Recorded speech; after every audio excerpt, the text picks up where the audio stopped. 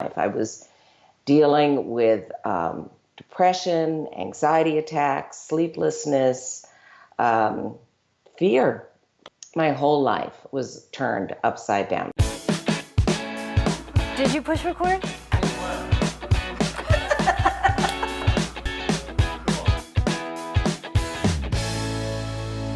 Thanks so much for tuning in to Second Act TV. I am so happy to welcome marriage and family therapist and my friend Jeanne Nelson back to our show today. Jeanne, thanks so much for joining me. It's a pleasure, Silke. Glad to be here again. Well, Jeanne was with me, gosh, at the beginning of when we first started this YouTube channel with, lots of lots of great advice, not only from your, 35 years as a marriage and family therapist and how that pertains, of course, to our audience, but you lost your husband of 27 years suddenly. Yes. And became widowed. Very suddenly. Yeah. And you speak to losing a loved one, starting to date again, getting married again, and then getting, you lived it. So you speak to that, both from a professional and a personal perspective. And I think our audience is really going to appreciate that. We've done other segments on this, and what I keep hearing is, gosh, can you find somebody who's actually gone through this? And I'm bing, bing, bing, bing. I've got to get Jeanne back on. So again, thank you for joining us. Let's start with your story. How did this happen, and how did you initially get through that? Well, it was well over a decade ago, and I was in my 50s, and as you said, it was a very sudden loss. He had been perfectly healthy. So it was something that totally laid me out. I found that it was very humbling for me to find that so many of the tools and skills that I had been teaching clients and working with clients over the years, how to deal with trauma, with loss, with changes in their lives, were very different when I had to apply them to myself in my own life. I was dealing with depression, anxiety attacks, sleeplessness, fear. My whole life was turned upside down. My husband was also a therapist, and we worked together, lived together, traveled together, did everything together. So it was profoundly changed everything about my life when that occurred. Yeah. Well, one thing that I hear from our viewers in the comments, especially if they've recently been widowed, is that I can't even imagine getting through this. But you eventually you do. What do you say when you hear that? I had a lot of people who told me I would, and time would heal, and all of that. It's a very difficult thing to believe when you're in the middle of it. What I say is just don't focus on getting from here to the other side of the mountain. Don't focus on, yes, the day will come when you're happy again. Focus on getting through today, because that's really all I could do those first few months. Pretty much that whole first year was getting through the day, and each day was a victory on, okay, today I got up and I got dressed and I exercised, and I was able to see clients, and I was able to take care of myself, and there were times when I was able to laugh and be with a friend and do things that I needed. I took care of business, and that's really what you need to focus on, is those survival skills that get you through that time. Yes, time will help. Yes, there are a lot of things that can help. But it's not something that's going to just wake up and be better. And you know what you need to do, some of the things you need to do or not do that are going to be helpful. I had friends who maybe hadn't gone through anything like that who wanted to help, maybe I should sell my house and move someplace simpler. It's the last thing I needed to do is pack up my house and sell it and move to a new neighborhood. Or I had one friend who I thought it would be sweet if I made a photo album of the last trip that I had taken with my husband. because we always made photo albums of our trips.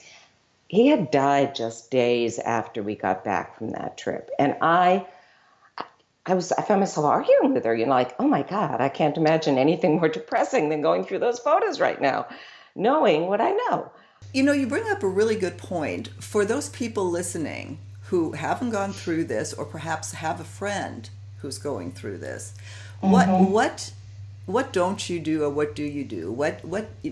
This isn't helpful. How Yeah. can we be helpful? Um, that's a very good question, Silke, because I had people I knew well who could barely look me in the eye afterwards, who didn't know what to say, and I had other people who just seemed to instinctively know what to do.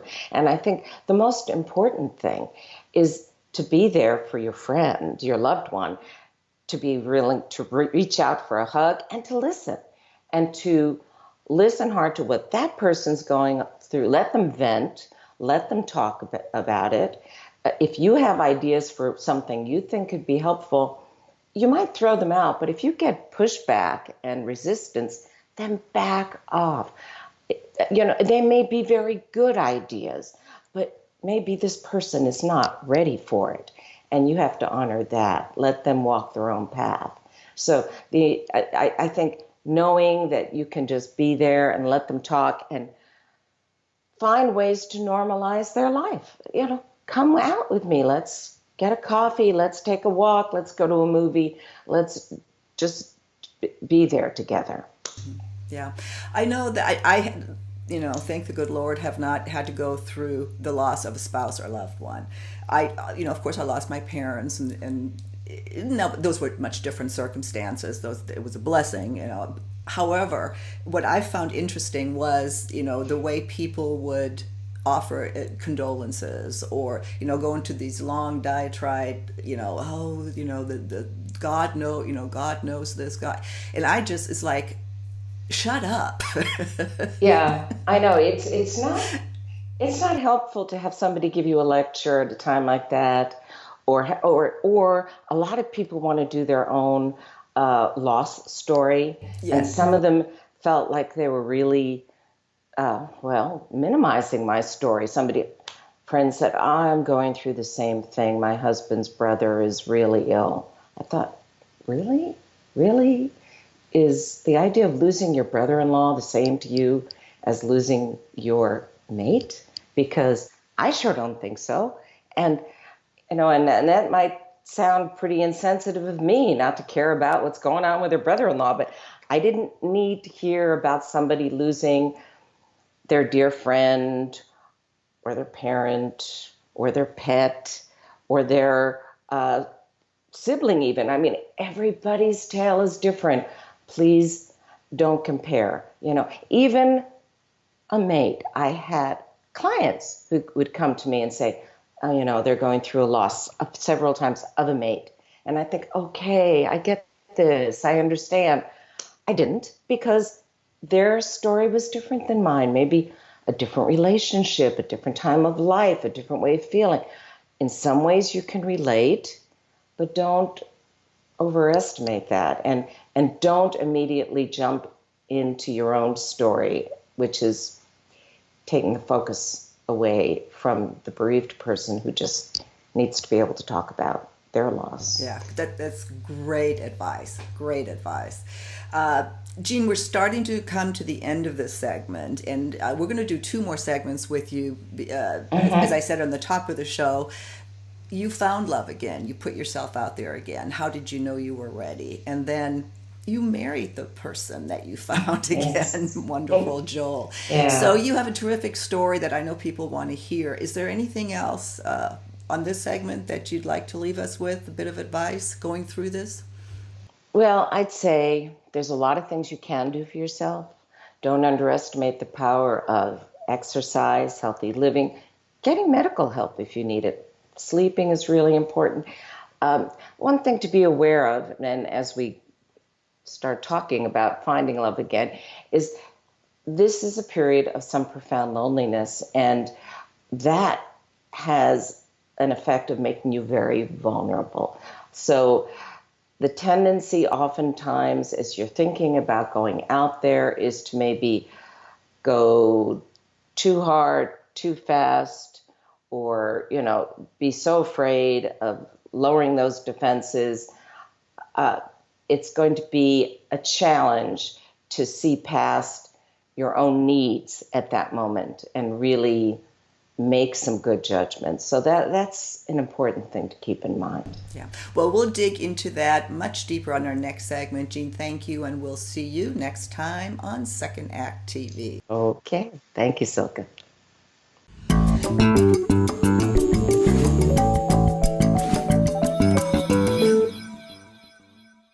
If you haven't done so already, please be sure to subscribe to our channel. The button is right over here. Just click on through to YouTube. When you see the little bell right next to the subscribe button, hit that too. We'll notify you every time we launch a new video. See you next time.